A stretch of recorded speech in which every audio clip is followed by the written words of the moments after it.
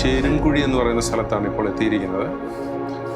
ഇവിടെയുള്ള സെലിന എന്ന് പറയുന്ന ചേച്ചിയാണ് ഇന്നിപ്പോൾ പരിചയപ്പെടുന്നത്. ചേച്ചി 2 മാസത്തിലധികം അവിടെ 2024 നമ്മുടെ സെൻട്രൽ താമസിച്ച് ചികിത്സ നേടി വന്ന ഒരു പ്രിയപ്പെട്ട സഹോദരിയാണ്.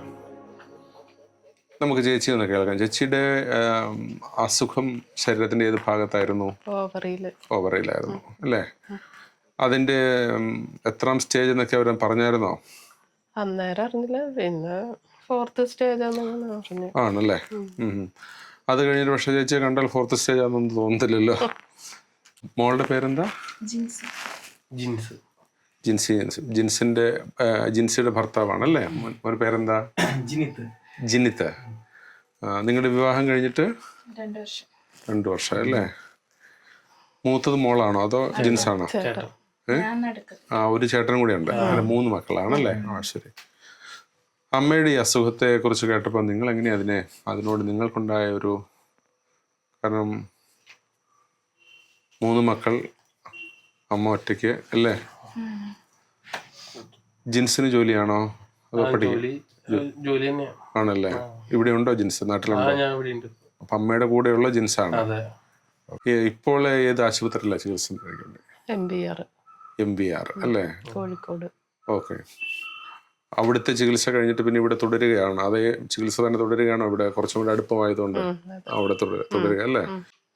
ഈ തൃശ്ശൂരിൽ നിന്ന് RCC വരെ എത്താനായിട്ടുള്ള കാരണം എന്താ? കാരണം ഇവിടെ MBR ഉണ്ട്, മലബാർ ക്യാൻസർ സെന്റർ ഉണ്ട്, അല്ലെങ്കിൽ ഇവിടെ തൊട്ടടുത്ത് തന്നെ സ്വകാര്യ ആശുപത്രികൾ പലതും ബെറ്റർ ആയിട്ട് RCC ആണെന്ന് കേട്ടാണ് അവിടം വരെ അന്ന് വന്നത് അല്ലേ?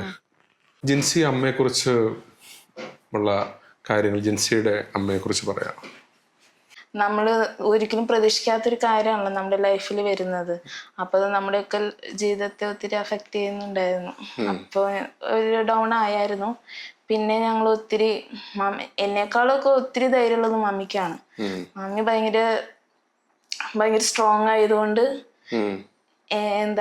എന്നെ ഇങ്ങോട്ട് സമാധാനിപ്പിക്കുകയായിരുന്നു. ഞാൻ ഒത്തിരി വിഷമിച്ചു പോയായിരുന്നു. അപ്പൊ മമ്മിയാണ് എനിക്ക് ഒത്തിരി ധൈര്യം തന്നതും. അതുപോലെ തന്നെ ഞങ്ങള് അപ്പൊ എന്നും ആ ഒരു ധൈര്യത്തിൽ ഒത്തിരി പ്രാർത്ഥിക്കുമായിരുന്നു. അപ്പൊ അതും ഒരു ധൈര്യം. പിന്നെ എന്റെ മനസ്സിൽ നമുക്ക് ദൈവം നമ്മുടെ കൂടെ നിൽക്കാത്ത എന്താ, നമ്മൾ അങ്ങനെ ഒരു ചിന്തിക്കുണ്ടായിരുന്നു. ജിൻസിയുടെ വിവാഹം കഴിഞ്ഞിട്ട് എനിക്കൊന്ന് 1 വർഷം ആകുന്നതിനോടകത്ത് അമ്മയ്ക്ക് അസുഖം അറിയുന്നല്ലേ? വലിയൊരു ഭയപ്പാടായിപ്പോയിട്ടാണല്ലോ. അതെ.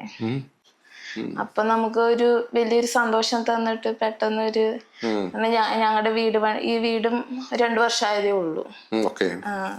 ആ കല്യാണത്തിന്റെ സമയത്ത് തന്നെയായിരുന്നു ഇതും. അപ്പൊ ഇതും എല്ലാം ആ ഒരു സന്തോഷത്തിന്റെ ഇതിൽ പെട്ടെന്ന് ഇങ്ങനെ ഒരു വിഷമം വന്നപ്പോ പല ആളുകൾ വിളിക്കുകയും പറയുകയും കാണുകയും എടുക്കുകയും ഒക്കെ ഈ കാലഘട്ടത്തിനിടെ ചെയ്തിട്ടുണ്ടാവും അല്ലേ? ബന്ധുക്കളും ചുറ്റുപാടുള്ളവരും അങ്ങനെയൊക്കെയുള്ള. ഇവരോടൊക്കെ മമ്മി പറഞ്ഞിരുന്നത് എന്താന്ന് പറയാം? മമ്മി പറയുന്നത് എന്താന്ന് പറയാം? മമ്മി മിക്കവാറും ആവർത്തിക്കാനിടയുള്ള ഒരേ കാര്യം കാണും. എന്ന് വെച്ചാല് മമ്മി വളരെ ബോൾഡ് ആയിട്ടുള്ള ഒരാളായതുകൊണ്ട് സാധ്യതയുള്ള കാര്യമുണ്ട്. നമ്മൾ അങ്ങോട്ട് ആശ്വസിപ്പിക്കുന്നാലും മമ്മി എപ്പോഴും ചിരിച്ചാണ് അവരുടെ അടുത്ത് വർത്താനം പറയണ ഞാൻ കണ്ടേക്കണം. ഒരിക്കലും അങ്ങനെ വിഷമിച്ച് നിൽക്കണ ഒരു ഫേസ് ഞാൻ കണ്ടിട്ടില്ല. അപ്പൊ കൂടെയുള്ളവരും അവര് അത് നമ്മളോട് കൂടുതൽ ഇങ്ങനെ ചോദിക്കുന്നതാണല്ലോ നമുക്കൊരു വിഷമം വരുന്നത്. പക്ഷെ ഞാൻ കണ്ടിരിക്കുന്ന മമ്മി അവരോടൊക്കെ നല്ല സന്തോഷത്തിൽ ചിരിച്ച് സംസാരിക്കും. ജിൻസ് തിരുവനന്തപുരത്ത് വന്നിട്ടുള്ളതല്ലേ? ആണല്ലോ. നമ്മുടെ സ്ഥാപനത്തിൽ അവിടെ നിന്നിട്ടുണ്ടോ? ആണോ? അവിടെ എങ്ങനെയാ സ്ഥാപനത്തെ കുറിച്ച് തോന്നിയിട്ടുള്ളത്? നല്ല അന്തരീക്ഷമാണ്. ആണോ? എല്ലാ കാര്യങ്ങളും ഉണ്ട്, ഒരു ചിട്ടായിട്ടുള്ള ഒരു ഇതാണ് അവിടെ തോന്നിയിരിക്കുന്നത്. ഓക്കെ.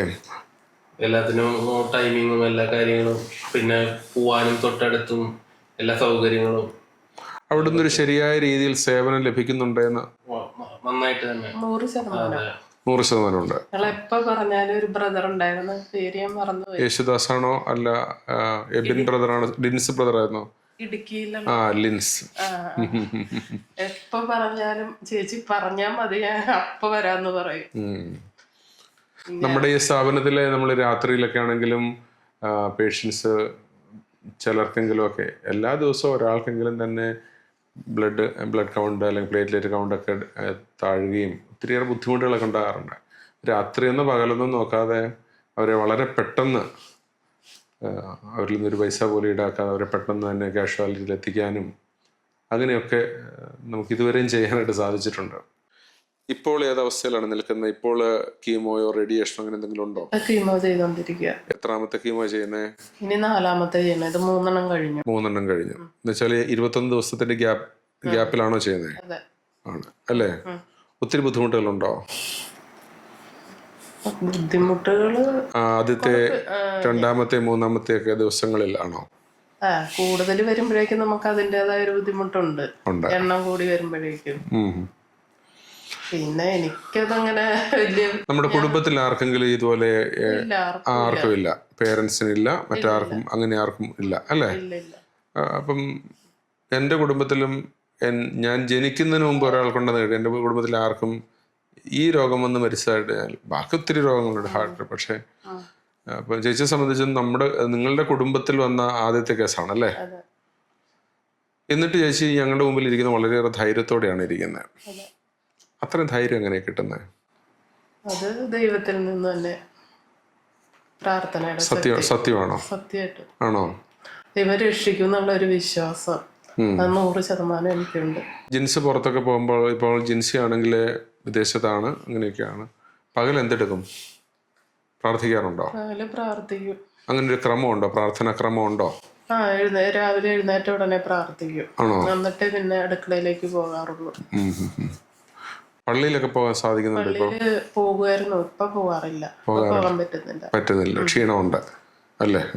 ഇപ്പൊ ടിവിയിലും മൊബൈലിലൊക്കെ കാണുകയാണ് ചെയ്യുന്നത്. പ്രാർത്ഥനകളും ധ്യാനങ്ങളും കുർബാനകളൊക്കെ കണ്ട് വീട്ടിലെ പണികൾ കഴിയുമ്പോ, അടുക്കളയിലെ പണി കഴിയുമ്പോ അങ്ങനെ പ്രാർത്ഥനയില് ജീവിതം മുന്നോട്ട് കൊണ്ടുപോകുന്നു.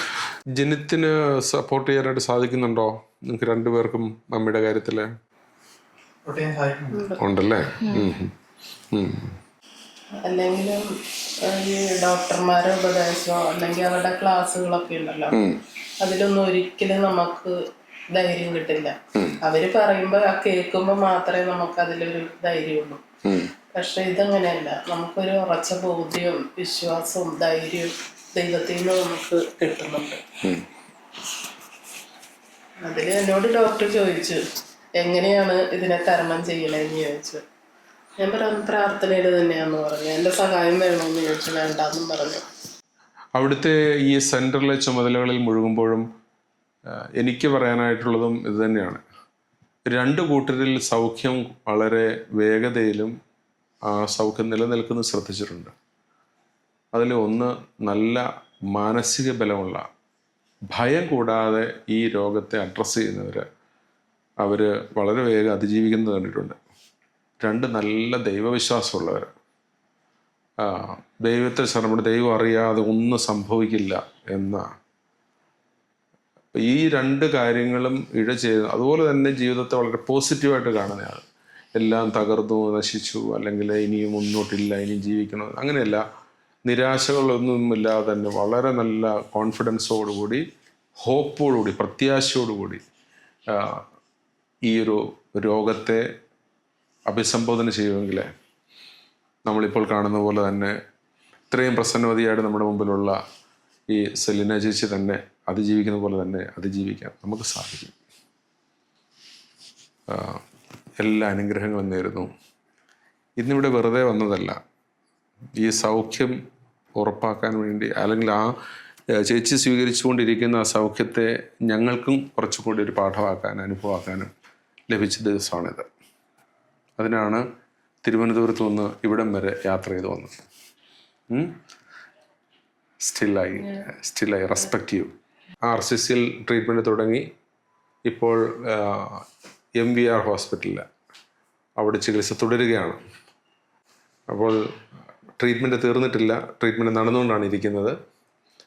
നിങ്ങളുടെ ആത്മാർത്ഥമായിട്ടുള്ള പ്രാർത്ഥന ഞാനും ഈ കുടുംബത്തിന് വേണ്ടിയിട്ട് റിക്വസ്റ്റ് ചെയ്യണം.